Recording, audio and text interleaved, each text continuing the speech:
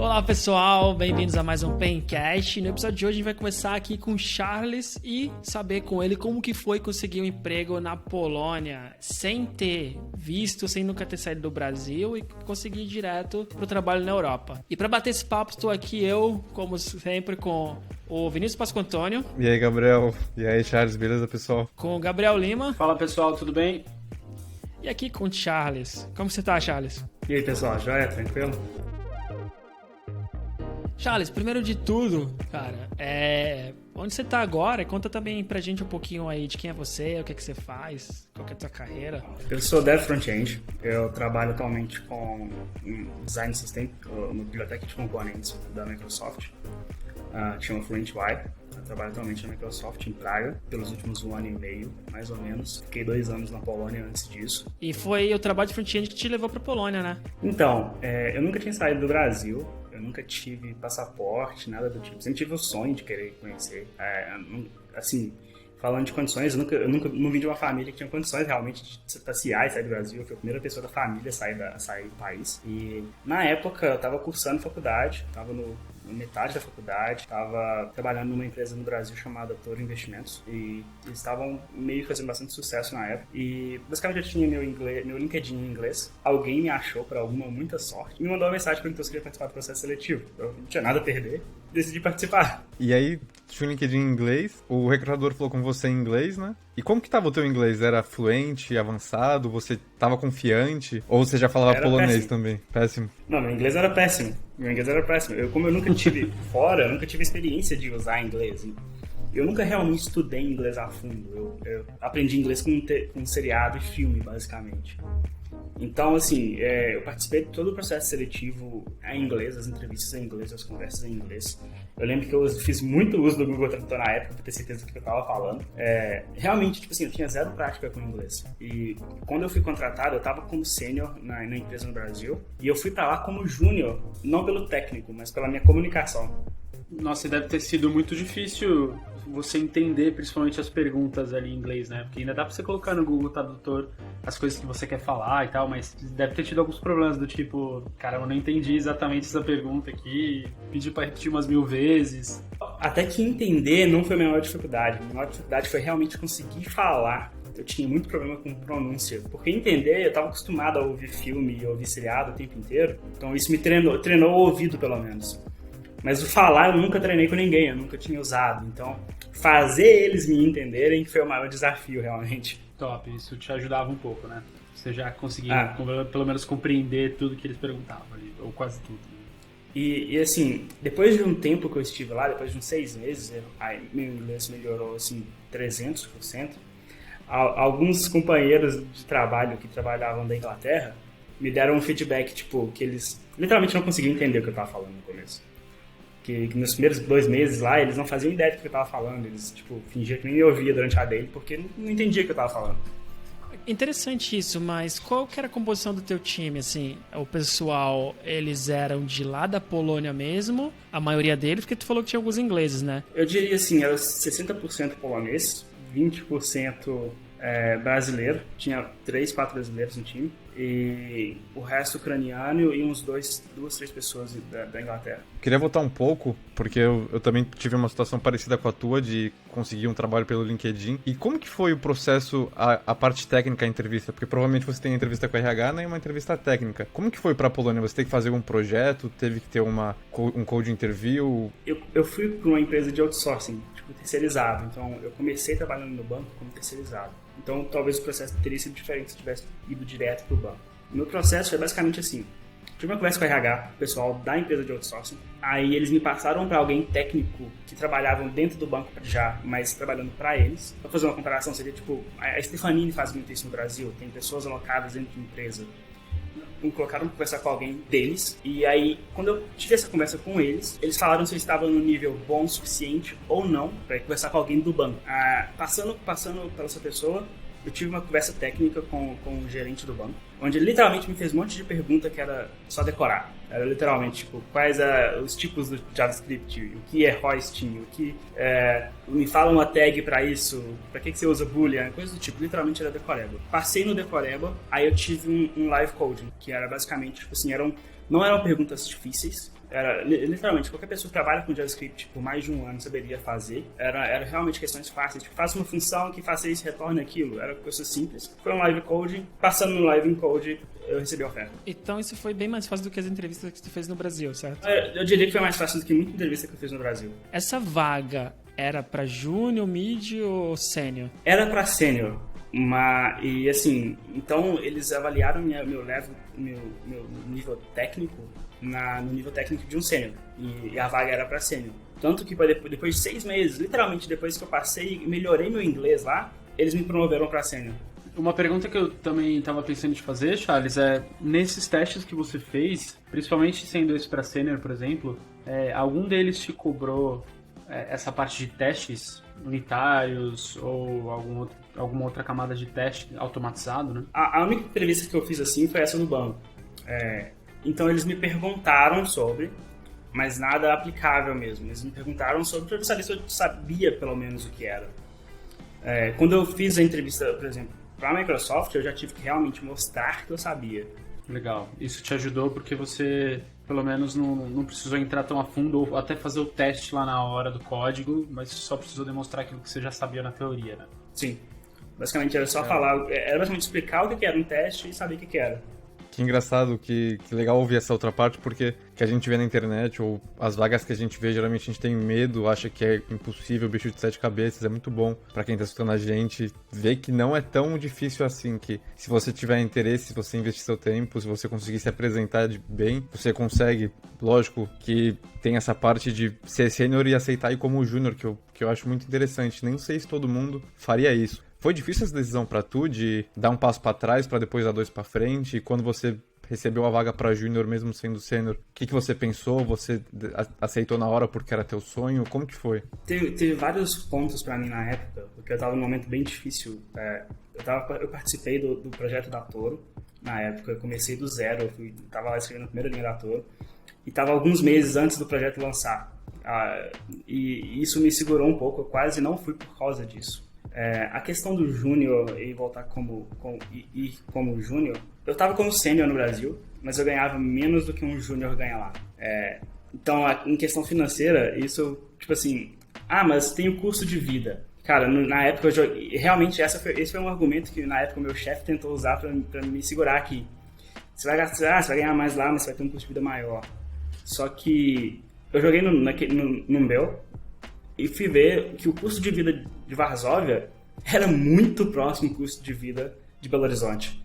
Era muito próximo. E o salário era extremamente diferente, era mais do que o dobro. Então, em questão financeira, realmente não foi difícil para mim decidir assim, não. O Numbeo é super legal, né? Que ele consegue, baseado justamente na diferença de moeda, tentando equiparar de uma forma mais igual, onde as moedas são diferentes, ele consegue meio que equiparar esses índices, né? Então ele ajuda bastante na hora de alguém tentar comparar cidades de países diferentes, com moedas diferentes e tudo mais. Fica uma super dica aí pro pessoal que tá ouvindo também. E aí tu passou no teste, aceitou, teu chefe tentou te manter, só que tu tava decidido, viu que ia ganhar mais. Não tinha, eu acho que não tinha muito lado negativo. Mas e aí na hora de ir, como que ficou a família? Porque eu passei por isso, a gente conversou também sobre um episódio aqui no Pencast, que é difícil, né, abrir mão da família ou dos amigos, porque você tá saindo da zona de conforto totalmente. Demorou essa decisão pra você? Então, eu tive um grande mixed feelings. Tava realmente muito bagunçado pra mim, porque eu sou muito família. A minha família aqui no Brasil, ela é muito unida. Todo final de semana a gente tava junto. Meus primos, eu saía pra ir pro cinema, alguma coisa eu pegava um primo, a gente ia sempre junto. E assim, então realmente isso pesou bastante. Eu sou filho único, também tem esse detalhe. E assim, então isso pesou demais. Só que eu sempre tive a vontade de ir pra fora do Brasil. Eu sempre tive essa vontade. Então assim, eu queria muito ir pra fora, ao mesmo tempo que eu queria muito estar com a família. Mas eu fui porque assim, eu sabia que se desse errado lá, eu voltava e a família tá aqui de todo jeito. Tipo, passaporte, visto, tu teve que tirar tudo na hora, não foi? Tu tinha contado pra gente? Então, eu nunca tinha saído do Brasil, então eu não tinha passaporte. Essa foi a primeira, a prioridade na hora. Eu fui lá, tirei o passaporte. Eu usei a minha carta de oferta como desculpa para conseguir um passaporte de urgência. Então a Polícia Federal aqui aceitou isso. E me deram prioridade. Eu consegui tirar o passaporte com 2 semanas. Tava com o passaporte na mão. E aí foi questão de entrar com visto. O visto em si, eu diria que é a parte mais complexa, porque eu nunca tinha visto tanto documento, uma lista tão grande de documentos que eu tinha que pôr junto. Era muito documento mesmo. E na época eu não tinha terminado a faculdade ainda. Eu estava quase faltando 1 ano para terminar a faculdade. Então eu não tinha um diploma para me dar essa ajuda porque o diploma conta para isso na época. Então eles tiveram que juntar vários outros documentos para conseguir comprovar que eu era eficaz naquilo que eu realmente tinha, que eu tinha uma qualidade técnica que eles não conseguiriam encontrar no país. Então, assim, foi eu juntar muitos documentos e depois que eu juntei todos esses documentos, enviei para eles, foi um processo caro, eu até diria, e que saiu do meu bolso na época, que eu tive que enviar os documentos para eles lá, para eles darem entrada lá por algum motivo. Depois eles enviaram de volta para mim e tive que pegar esses documentos já aprovados pelo governo de lá, viajar para Curitiba, que é onde que era a embaixada deles, e lá que eu peguei o visto. Caramba, que demora, né? Quer dizer, parece que foi demorado, mas quanto tempo demorou isso tudo aí, todo esse processo? Então, de iniciar o visto, de eu receber a oferta e falar sim, até eu pegar o visto na mão, foi cerca de 8 meses. 8 meses, cara, que demora. E qual que é o tipo de visto que tu pegou? Visto de trabalho. Era que me, visto de trabalho já de primeira? De primeira, visto de trabalho de primeira já atrelado à empresa. Basicamente, você pega um visto de 1 ano, né? Que é um visto que fica no seu passaporte com validade de 1 ano. E chegando lá, você pega um cartão de residência que é atrelado à empresa que você está trabalhando. Tanto que eu troquei de empresa lá na Polônia mesmo, porque eu era terceirizado do banco e depois de 1 ano o banco me contratou como definitivo do banco mesmo. E isso foi uma troca de empresa. Eu deixei de ser funcionário da empresa terceirizada e passei a ser funcionário do banco. E para fazer essa troca, eu tive que fazer toda a troca do visto, do Residence Card e tudo mais, porque o meu Residence Card, ele era atrelado à empresa. Não, interessante porque é diferente de Portugal, assim, né? Em Portugal, pelo menos, a gente não tem nada no nosso ID, sabe? No título de residência que tá atrelado à empresa, assim. É porque existem 2 tipos de cartão de residência, que é o Blue Card, que esse te dá a possibilidade de trocar em qualquer empresa dentro da União Europeia, depois que você está 1 ano com ele. E tem o cartão de residência mesmo. No caso lá, o cartão de residência, ele era atrelado à empresa. O Blue Card, ele é atrelado só durante o primeiro ano de carência. E esse momento que você teve que juntar alguns documentos lá, Charles, você já trabalhava há quanto tempo assim na área? Eu comecei a trabalhar em 2013. Fiquei 2 anos como estagiário, numa empresa que fazia software para jornal, ou seja, coisa bem antiga mesmo. E eu fiquei 8 meses como júnior nessa empresa também.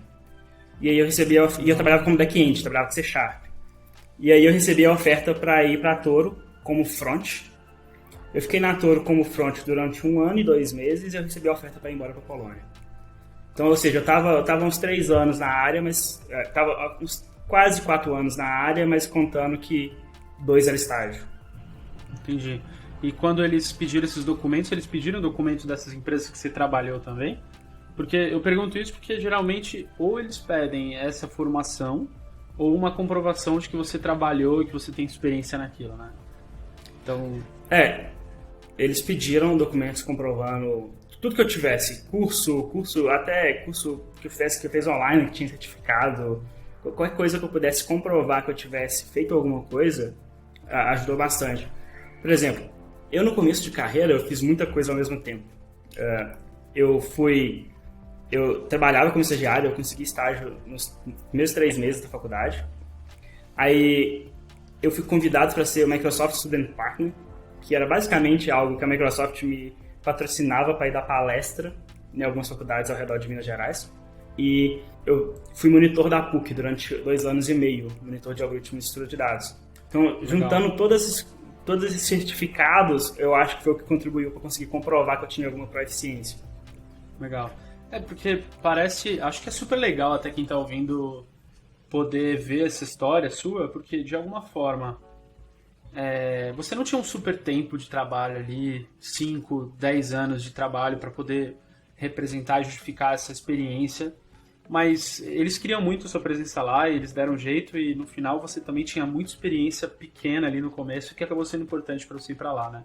Então acho que vale de super experiência de que nem sempre se restringe só a você ter muito tempo ali de experiência ou a formação, mas que dá para ter um meio termo aí também, né? Dependendo da empresa, certo? Sim, eu tenho inclusive alguns outros amigos que foram para lá tendo 2 anos de experiência só no mercado. Esse amigo, inclusive, ele fala que para você ir para fora, você só tem que saber o básico e saber inglês. Que não é tão difícil ir para fora assim, como muita gente acha e fica com medo de tentar e conseguir. Só pra saber, seus amigos, vocês têm cidadania europeia? Não, nada. Não, então, é muito legal ver isso, porque eu também não tenho, não precisa. Pessoal que tá querendo ir, que tá escutando. Assim, tem que pensar que o não você já tem. Então não custa nada você fazer o seu LinkedIn, aplicar pras vagas. Pelo menos você vai ganhar feedback do que as empresas querem. E é uma forma também de treinar, de ver o que você precisa melhorar. Cara, muito legal compartilhar. Eu não sabia disso, que tu foi sem faculdade ainda. Porque nem tu falou, pra pegar esse visto, eles têm que provar pro governo que é um funcionário que não acha no país. E aí, pra comprovar isso, geralmente faculdade. Mas como não tem a faculdade, estágio, participação na faculdade, bem bacana, bem legal essa experiência.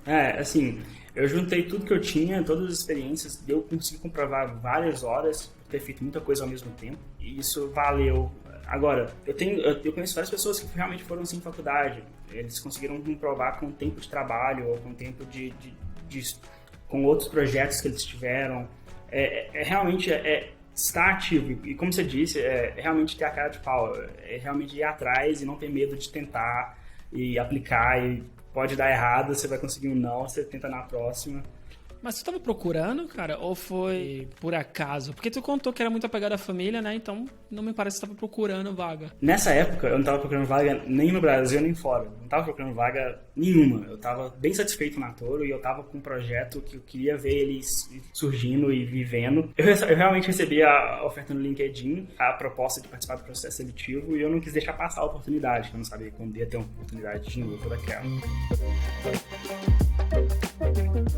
Charles, a gente falou bastante dessa parte de entrevista e aí eu queria saber como foi a chegada lá. Primeira coisa, né, que é procurar casa. Tu chega num lugar novo, tem que procurar casa. Tu já tinha alguma coisa lá antes de chegar ou tu só teve que achar uma quando já chegou na Polônia? Eu tive muita sorte porque eu fiz amizade muito rápido. Eu cheguei lá, os 15 primeiros dias a empresa me pagava um hotel. Então eu fiquei no hotel pela empresa, pelos 15 primeiros dias.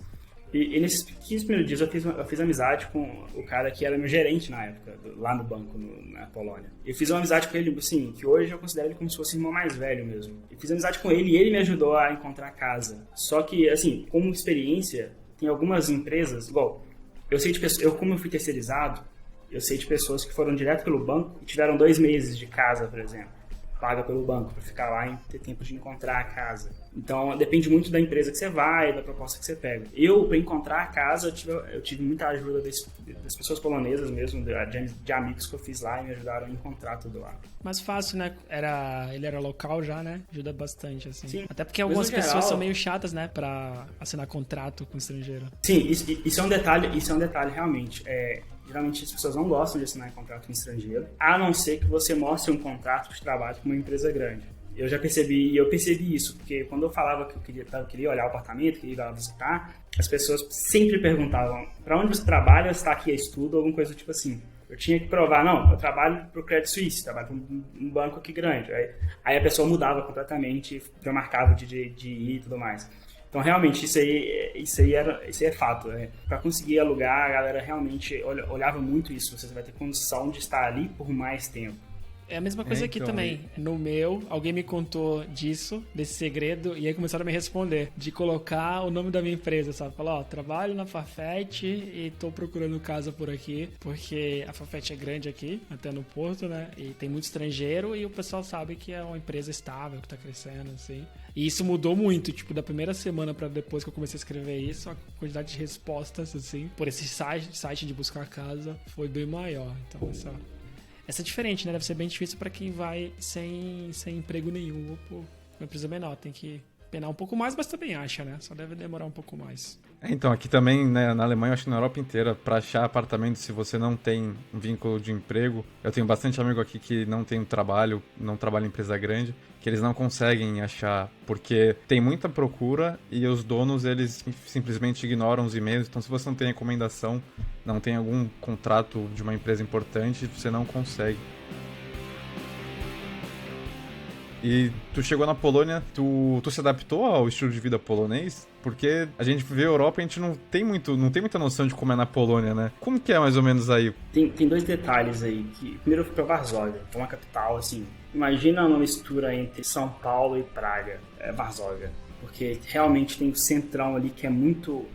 Varsóvia, pra quem não sabe, ela foi completamente destruída na Segunda Guerra Mundial. E ela foi reconstruída do zero. Então ela foi totalmente planejada. Então o centrão da cidade ali é muito tecnológico, muito cidade grande, só que ao redor foi planejado para ser o que eles chamam de Old Town. Então, basicamente fazendo assim, mostrando a arquitetura antiga, como é que era tudo mais lá, tudo do jeitinho que era antigamente. Então você tem um mix muito bacana entre cidade grande e cidade histórica. Então esse foi o primeiro detalhe, que por ter uma parte de cidade grande, tem uma vibe de cidade grande, tem festa, o povo é mais ativo, o povo é mais aberto. Se tivesse ido talvez pro interior da Polônia, sei lá, Cracóvia ou uma coisa tipo assim, talvez seria mais difícil adaptar, eu diria. Então esse é um ponto, foi muito fácil de adaptar por causa disso. E segundo, porque eu fiz amizade muito fácil. Com menos de um mês eu estava viajando a Europa com polonês, estava fazendo viagem com outros poloneses, e o que todo mundo acha, assim, pelo menos as pessoas com quem eu conversei antes de ir para a Polônia tinham um certo preconceito falando que o polonês é muito um povo igual ao russo, eles devem ser mais fechados, eles devem ser difíceis de fazer amizade. E assim, cara, eu realmente fiz muita amizade com muitos poloneses, que eu tenho amizade até hoje, e eu trouxe polonês pro Brasil, para visitar o Brasil. Então, assim, eles me ajudaram muito a adaptar lá. Realmente, os 3 primeiros meses é a lua de mel. Você vai achar tudo muito bonito, tudo é um paraíso. E depois dos 3 primeiros meses é que realmente essa amizade, ter pessoas que você fez amizade ali, que faz a diferença. A tua lua de mel foi com o país, né? A lua de mel com o país, de achar tudo diferente, de achar, nossa, tem um parque muito top aqui, coisa que eu não vejo. Tem essas coisas diferentes, tem essa cidade histórica, tem coisas... em Varsóvia, a história da Segunda Guerra Mundial é muito viva, né? Então, qualquer lugar que você vai da cidade, você vê alguma referência à história da Segunda Guerra Mundial, uma homenagem a alguém. Então, você vive aquilo lá muito, muito intenso nos 3 primeiros meses. Você descobre um novo mundo. Depois que aquilo vira rotina, que é aí que você precisa de algo para te ajudar a adaptar realmente. Que pra mim foi o contrário, né? Essa é a história que todo mundo conta, e pra mim foi o contrário. No começo eu achava mais ou menos, apesar de gostar muito de estar visitando coisa nova, né? Tô em outro país. Só que o quanto eu gosto de morar aqui em Porto foi aumentando com o tempo pra mim. Eu tenho esse... É o contrário de todo mundo. No que era normalmente a experienciação, sabe? Eu gostava de visitar, mas eu ficava, caramba, cidade pequena, eu vou enjoar rápido. E hoje eu valorizo muito a cidade e eu poder fazer tudo a pé, sabe? Então Eu só ia perguntar, porque você falou disso, eu só ia perguntar se você já tinha saído do Brasil antes. Eu ia falar isso, eu acabei não falando, mas é interessante porque eu acho que é isso. Primeira vez que eu saí do Brasil foi não muito tempo antes de vir pra cá, sabe? Mas foi sair do Brasil pra estudar inglês no Canadá, que aí que foi a decisão, assim, de, cara, eu quero morar fora, sabe? E aí depois eu viajei pra Europa, eu lembro de, acho que Itália, Espanha, e depois vim morar em Portugal, então pode ser por isso também. Eu tinha basicamente uma missão, explorar. Então, assim, esses 3 primeiros meses pra mim, eu tinha essa missão de conhecer o máximo que eu pudesse. E é exatamente assim, né, Charles? Porque você vem pra Europa, a maioria das cidades tem a parte histórica e a parte nova. E aí a parte histórica é um prato cheio pra walking tour, pra conhecer histórias de guerra, histórias... Porque os países aqui, as cidades aqui, tem mais de 2.000 anos, mais de 3.000 anos. Então é muita história mesmo, é muito irado. E eu sinto muito o que o Gabriel Rubens falou, porque eu também vim pra cá por causa do mochilão. E aí chegando aqui o começo foi meio difícil pra me adaptar. E conforme eu fui conhecendo mais, fazendo amizade, eu fui me gostando mais da cidade. E esse é um outro ponto que ajuda a adaptar. Tem bastante brasileiro aí na Polônia, você fez amizade com brasileiro, ajudou...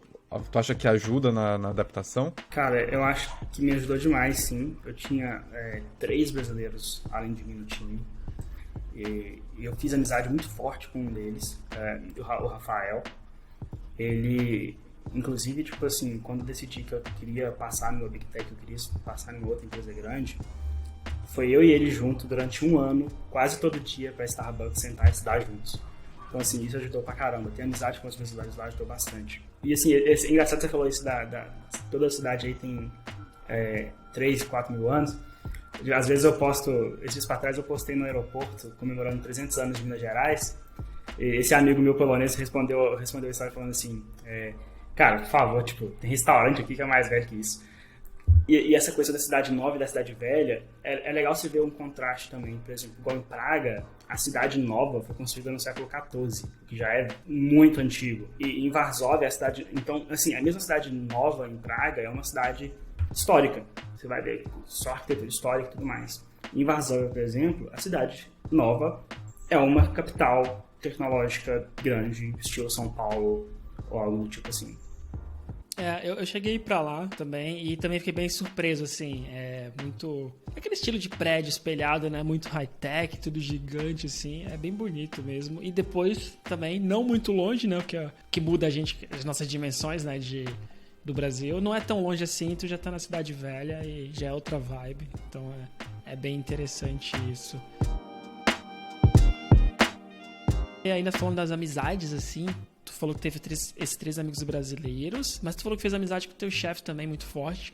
Então tu acabou fazendo bastante amigos estrangeiros ou ficou mais nesse círculo assim, na maioria de brasileiros?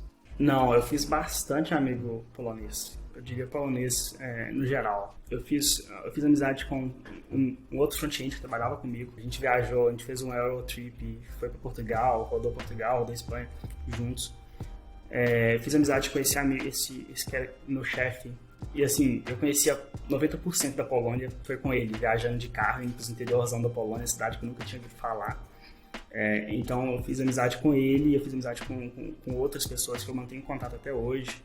E depois que eu fui para Praga também, eu fiz amizade com muita gente diferente, que eu mantenho contato até agora também. Então assim, eu fiz amizade com talvez mais pessoas estrangeiras, até porque tinha mais pessoas estrangeiras que faziam amizade com do que os brasileiros. Mas os estrangeiros, assim, maioria polonês, certo? Porque eu sei que tem bastante ucraniano lá também, né? Trabalhando, principalmente em tecnologia. E quais eram os países, assim, que tu conhecia mais, gente? 90% polonês. Eu conheci bastante gente da Ucrânia, polonês. Mas eu não fiz amizade forte com ninguém da Ucrânia em si. A maioria das pessoas que eu fiz amizade mesmo eram os poloneses. E o que tu sentiu de diferente? Porque muda, né? Cultura, costume que eles têm, assim, até o background de cada um muda. E o que tu sentiu, assim, de maior diferença? Então, esse cara que era meu chefe, o nome dele é Karol. Que se fosse ler em português seria Karol. A gente até zoava ele bastante por causa disso. Ele é o polonês mais brasileiro que eu já conheci. Ele é um polonês que ficava fazendo piadinha, ficava fazendo brincadeira, ficava bem... sentia essa vibe que o brasileiro tem de fazer amizade rápida, de fazer piadinha, de brincar, de chamar pra tomar um café, ou de fazer amizade, de fazer essas coisas assim juntos. Mas no geral, sim. No geral, eles são mais assim, mais afastados, eles têm os hábitos dele. Teve muita coisa que eu tive que acostumar. Essa coisa de manter mais a distância, de não ter muito contato físico, eles são extremamente organizados, extremamente metódicos, então tudo tem que fazer as coisas certinhas. Assim, então tinha muitos hábitos e coisas do tipo, mas não foi nada extremamente difícil de acostumar. Eu acho que talvez o choque maior, a coisa mais difícil de acostumar pra mim, sei lá, foi a comida. É isso que eu ia falar. Porque tu falou de tomar café e aí eu já ia perguntar. Mas o que tu viu aí de diferente? Porque tu ficou lá um tempo, né? Então tu tem que ter experimentado. A comida típica, mais famosa da Polônia é o pierogi. É tipo imagina a massa do nhoque, um pouco mais crua, e vira um pastel recheado de alguma coisa ali, tipo, sei lá, carne de porco e cebola, ou algo do tipo assim. Esse é o prato famoso da Polônia, o pierogi. Só que eles têm coisas estranhas, tipo sopa de sangue de ganso e outras coisas desse tipo, assim. E, no geral, o principal deles é batata e carne de porco. Nunca fui muito fã de carne de porco. Então, eu acabava indo pro que eu conhecia, que era o mais próximo do que eu conhecia, que era hambúrguer no almoço e pizza na janta.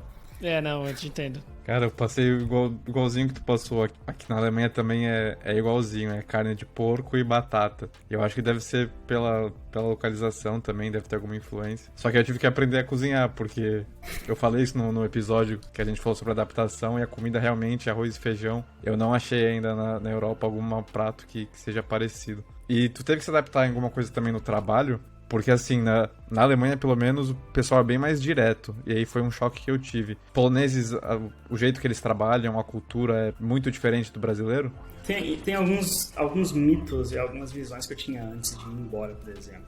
Por exemplo, antes de eu ir pra fora, eu tinha uma visão de assim, poxa, a galera que trabalha lá fora, sei lá, o cara vai no banheiro e ele abre 3PR.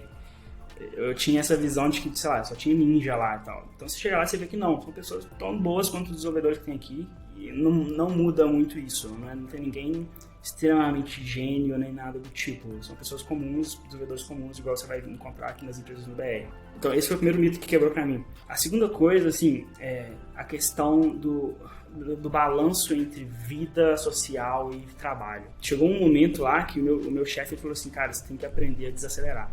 Você tem que aprender a ir com calma, porque você vai ter um burnout, você vai ter alguma coisa do tipo, você tem que aprender a ficar tranquilo, porque você tá pegando muito pesado. A galera de lá deu 5 horas da tarde pra tá caindo no mundo, eles fecham o notebook e vão embora. Tipo assim, eles vão curtir a vida deles, desligou do trabalho, igual. Eu não conseguia sair do trabalho e deixar de pensar no problema, no bug que eu tinha que resolver pro outro dia. Não, eles desligam do trabalho e, tipo assim, acha até rude você falar de trabalho numa mesa de jantar ou num bar, alguma coisa do tipo, eles não gostam. Então, assim, aprender a desacelerar realmente foi uma coisa muito diferente para mim.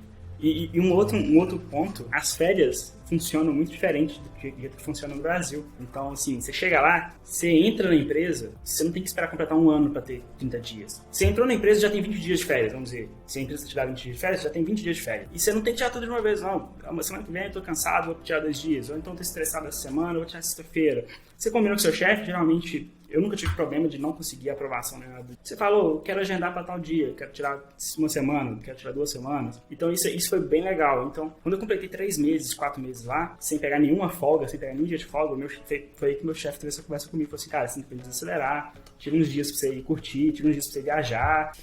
Coisa que eu acho que eu nunca ouviria numa empresa no BR. E é muito melhor, né, de tu pensar assim, tu olha, tu pensa em algum voo, ou tu vê algum... Tu tem alguns ônibus aqui muito barato também, né? Tu pensa e fala, só avisa, daqui a 2 semanas eu vou tirar 2 dias, né? Então tu pega o fim de semana. Quando eu tava no Brasil e eu ouvi falar sobre isso, pra mim não fazia sentido, porque eu pensava, férias tu tem que tirar 2 semanas pra desligar, né? E hoje, em Portugal, pelo menos tu é obrigado a tirar 10 dias seguidos, né? Acho que são 22, mas 10 tem que ser seguidos. Se eu pudesse, eu não tiraria nenhum seguido, sabe? Só uma semana, que são sempre 5 dias, tentando pegar algum dia com feriado ainda. Quase sempre esses 10 dias pra mim fica pro final do ano, porque eu não quero, assim, eu acho bem mais legal dividir várias viagenzinhas pequenas, né? Porque o custo de hospedagem é mais caro, normalmente é maior do que o custo do avião, né? Então, tipo, pra ficar pouco tempo, conseguir aproveitar melhor, avião barato. Então, essa pra mim também é legal tu falar, porque foi uma grande mudança que...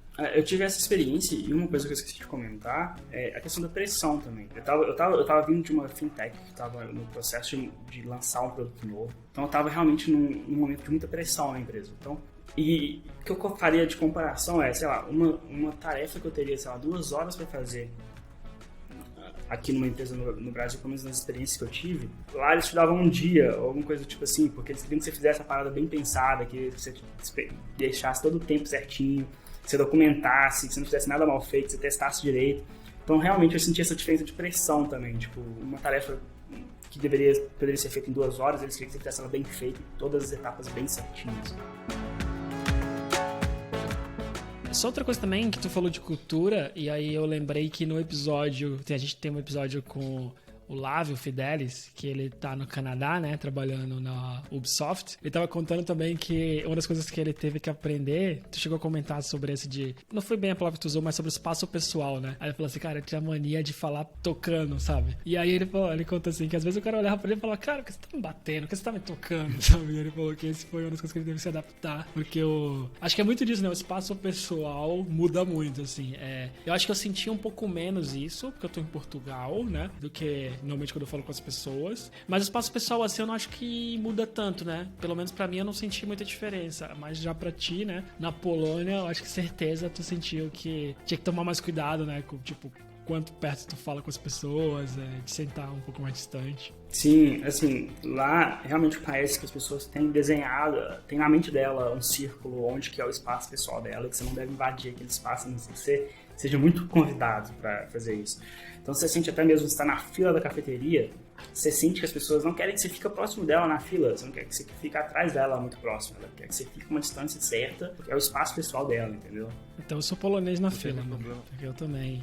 Me irrita bastante quando eu tô sentindo alguém respirando nas minhas costas, assim. Ainda mais agora, com o vídeo, eu fico muito irritado com isso. Tu chegou até aquela situação constrangedora de cumprimentar alguém, não saber se tem que dar a mão, dar um abraço, que aconteceu direto aqui na Alemanha. Dá um bug, você não sabe o que tem que fazer. Você não sabe se dá a mão, se dá um abraço, se dá um beijo no rosto, você faz isso, você não faz. Então, assim, basicamente o que eu fazia era, eu esperava pra ver a reação que a pessoa ia fazer. E eu só respondia a mesma coisa que a pessoa tava fazendo. E Charles, 2 anos de Polônia, né? Tu acha que valeu a pena isso? Porque lá no começo tu tava contando que ficou um pouco preocupado, que tu é apegado à família.